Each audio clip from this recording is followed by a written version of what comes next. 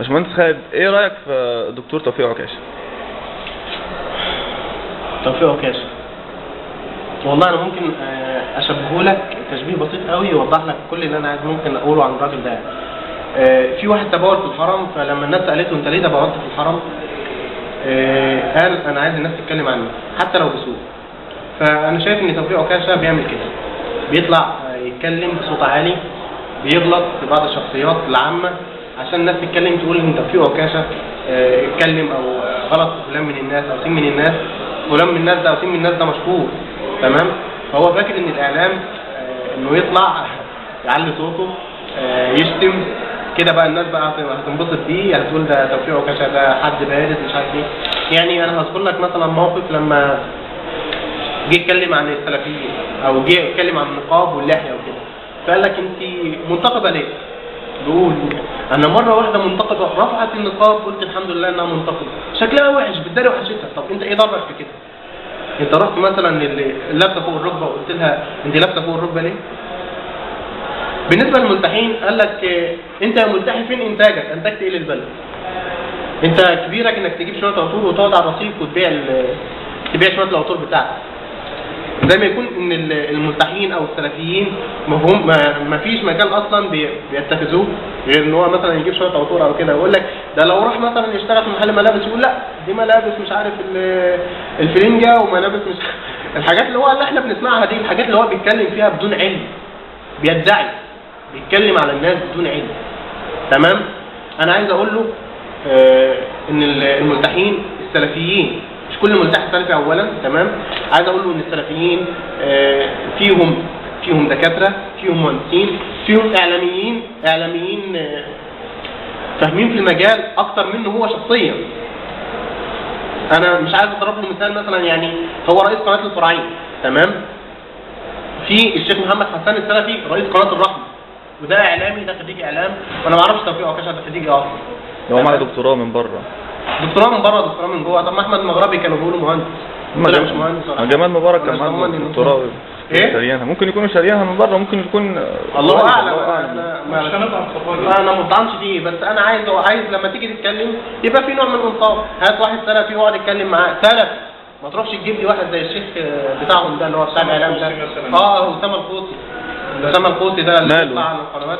اسامه القوسي يقول لك انا راجل سلفي عقلاني. هو معنى اصلا انك تقول انا مسلم سلفي خلاص انت مش محتاج انك تثبت انك عقلاني، لان اصلا مسلم سلفي معنى كده انك عقلاني بالبديهه، ويطلع بقى يتكلم ويخبط في السلفيين ومش عارف ايه. هو مش سلفي؟ لا هو مش سلفي، هو بس مجرد ان هو في السمت السلفيه وهو بيتكلم. ليه مش سلفي؟ هو مش سلفي لانه اصلا مش متابع للنهج السلفي، بيتكلم بالاسلوب ده، مش متابع للنهج السلفي. بس الراجل ليه فكر يعني، وراجل شايف نفسه اللي هو فكرك على فكرك على عيني وراسي مع نفسك، انما ما تقولش فكرك عليا، ما تجيش تقدح في فكري يعني وعشان مختلف مع السلفيين تقول عليه مش سلفي. انا عايز اوضح بس يعني ايه سلف. ممكن يكون مطور للسلف. السلفيه اللي هم الشماعه اللي هم عمالين يعلقوا عليها كل حاجه، يعني مثلا في واحد نصراني ودنه اتقطعت يبقى واحد سلفي قطع ودنه، بيهدموا الاضرحه مع ان الكلام ده ما حصلش، يبقى السلفيين بيهدموا الاضرحه. صاروخ طلع السما ما نزلش وقد اعلنت الجهه السلفيه مسؤوليتها عن الحادث. عربيه ماشيه على طريق اتقلبت، لقوا في وسط الناس اللي ميته واحد سلفي يقول لك واحد سلفي فجر نفسه في العربيه عشان يموت الناس. انا مش عارف بجد ليه الهجوم ده كله على السلفي؟ يعني ايه سلفي؟ يعني ايه سلفي؟ يعني ايه سلفي؟ انا مسلم، انا في البدايه كده مسلم. يعني ايه سلفي؟ يعني انا متبع المنهج السلفي. يعني ايه متبع المنهج السلفي؟ انا اقول لحضرتك يعني ايه سلف؟ سلفي يعني ابويا بالنسبه لي انا اسمه سلف، جدي بالنسبه لابويا اسمه سلف، بالنسبه لي سلف، جدي بالنسبه ليا سلف، تمام؟ ابو بكر الصديق بالنسبه لجدي او ليا سلف.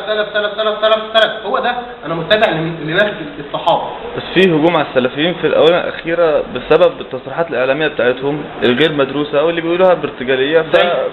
يعني الشيخ حازم شومان، الشيخ محمد حسين يعقوب، الشيخ ابو اسحاق وغيرهم. هقول لحضرتك حاجه، الدكتور حازم شومان لما جه ده مش غلط ان هم يقولوا تصريحات وبعدين الاعلام حد في الاعلام يستغل ده في الاساءه ليهم؟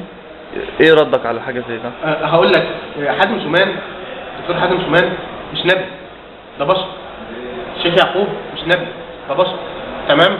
وما طلع الدكتور حازم شومان وقال اتكلم في حق الدكتور البرادعي في مسجد بعد كده اتضح له ان المعلومات اللي هو كان جايبها او كان مستقيها اصلا كان واخدها من الاعلام، والاعلام هو اللي كان بيروج المعلومات دي، ولما اتضح له ان المعلومات دي خاطئه طلع على منبر قناه الرحمه وقال انا بعتذر للدكتور البرادعي، انا بعتذر. الشيخ يعقوب كان فرحان نتيجه الاستفتاء طلعت زي ما كان بيتمناه كل مسلم او هو بيتمناه شخصيا، وهو في المسجد كان فرحان فقال غلط الصناديق. وبعد كده طلع المشايخ، يعني مثلا واحد زي الدكتور محمد اسماعيل المقدم طلع قال الشيخ كان اخطا من شده الفرح عادي يعني، وحصلت يعني. شفت يعني حضرتك لو تعرف قصه الراجل اللي تاهت منه دبته في الصحراء وكان عليها الرحل بتاعه كله كان عليها اكل وشرب مش عارف، الراجل قاعد تحت ظل شجره ينتظر الموت، وبعد كده وهو قاعد كده خلاص بقى الدبه مشيت وعليها الميه وعليها الاكل وكل حاجه، الجمل بتاعه مشي وهو قاعد كده خلاص بقى انا هموت، ايقن ان هو خلاص بيموت، لقى الدبه قدامه، فمن شده الفرح قال اللهم انك انت عبدي وانا ربك، اخطا. هي دي تطلعه من الدين، هي دي تعمل الضجه الاعلاميه اللي حصلت. بس يا فندم هم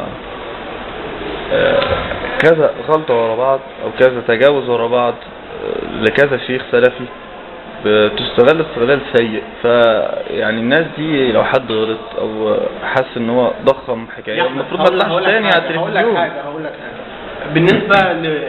ده بالنسبه للسلفيين، انت بتقول ان الشيخ يعقوب اخطا، وبعدين هم رمز وبيتفرج عليهم ناس ملايين يعني. طب انا هقول لك حاجه، قبل سقوط النظام سيد علي وهناء سمري في البرنامج بتاعهم اللي هو كان على قناه المحور، ايه اللي حصل منهم؟ جابوا صحفيه وهم عارفينها وقالت انا كنت بتدرب بره، هو ده مش خطا؟ ليه ما تكلموش عليه؟ دول يعني ما تقارنش نفسك بناس زي دول، يعني انت راجل مسلم خليك في فكرك، ما تقارنش نفسك بحد وحش بحد سيء. دول عايز يتطاول، لا مش قال لي تتطاول ولا حاجه، انا عايز يبقى في نوع من الانصاف، قبل ما تتكلم عليا او تتكلم على الشيخ الفلاني كسلفي وتقول انه بيعمل وبتسمع من طرف واحد، المفروض تسمع مني، المفروض تجيبني تسمع مني وما تسمعش عني زي ما حضرتك سمعنا لقينا في اخطاء. وقبل الثوره قلت ان الممنوع عن الخروج عن الحاكم، وبعد الثوره ركبت الثوره. بص اقول لك حاجه، المشايخ كانوا ما قالوش كده يعني. ده شيء اجتهد في اثار وده شيء اجتهد في اثار.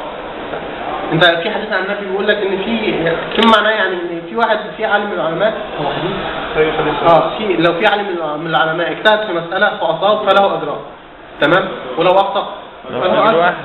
برضه ده مش ذنب، كمان في حاجه ولا تزر وزاره وزر اخرى، مش معنى ان الشيخ طلع قال حاجه غلط او حاجه ضد الراي العام تمام ان السلفيه كلها غلط، مش معنى ان الاخوان المسلمين بقوا حزب سياسي ليه ظهور تمام، فبقى مكان العدو فاضي بالنسبه للاعلام، ما عادش مفيش مشكله انه يبقى حزب، فقال لك لا يبقى السلفيين بقى هم اللي اتحطوا بقى في خانه اليك. على المهم حضرتك قلت رايك للناس بقى تقتنع ما تقتنعش، فاحنا خدنا الراي بتاعك وشكرا.